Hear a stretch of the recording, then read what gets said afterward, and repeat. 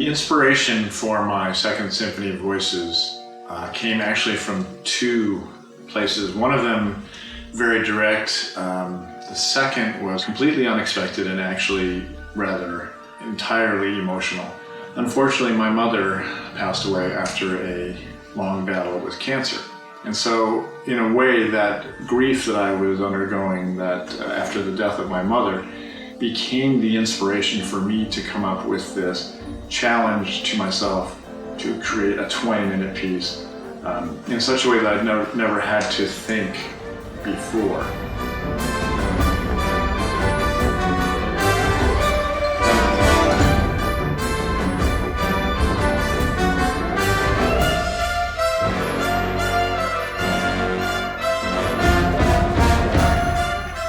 From the first time we played the symphony in rehearsal, I knew that it was going to be an awesome ride. Every time we got to practice or rehearse it a few times a week, it was really, really fun to play and listen to other people's parts.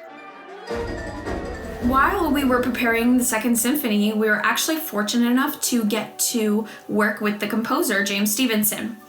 And when he came to us, I feel like we truly got an understanding for what his emotional intentions were behind the piece. And I know that I personally focus so much of my time making sure that we play together technically that I felt pushed to rise to the challenge to play together with both my section and the entire ensemble emotionally. As both a composer and a performer, it was super informative. I was able to see his inner workings and thoughts on how his own music was portraying his own thoughts and emotions during the compositional process and how he was dealing with all of his own emotions at the time. And that experience, being able to understand his connection with his own piece, was really useful to be able to compare that and see how it interacts with our own connection with the piece and our perception of how everything should be played and performed. Getting to hear him explain why he made certain choices and just his thought process behind the piece and hearing the story of the piece and why he wrote it, it was just really touching and made it that much more enjoyable to play because it was easier to be emotionally invested in the piece and be able to put more expression, and it's an experience I'll never forget.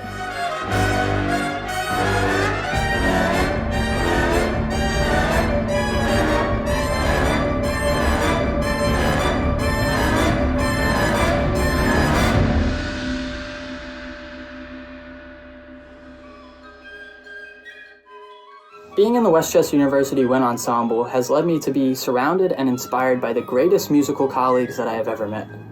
Now it's also granted me a variety of experiences that have left me with nothing but opportunity to move forward.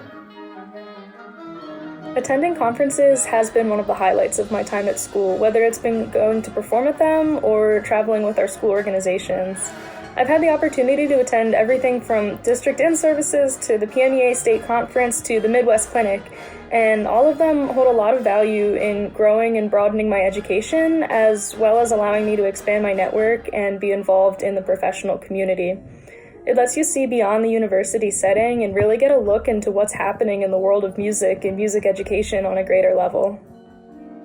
As a senior member of the Westchester Wind Ensemble, I have had so many amazing opportunities to travel and perform around the country and the world.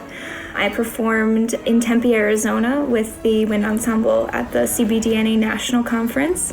We performed at Carnegie Hall, and we even performed in China, which is an opportunity that I really never thought going into college I would have. So as disappointed as I am that I won't be able to do this last performance with the Wind Ensemble at the PMEA State Conference, I am so grateful for all the amazing travel opportunities and performance opportunities I've had because of this ensemble.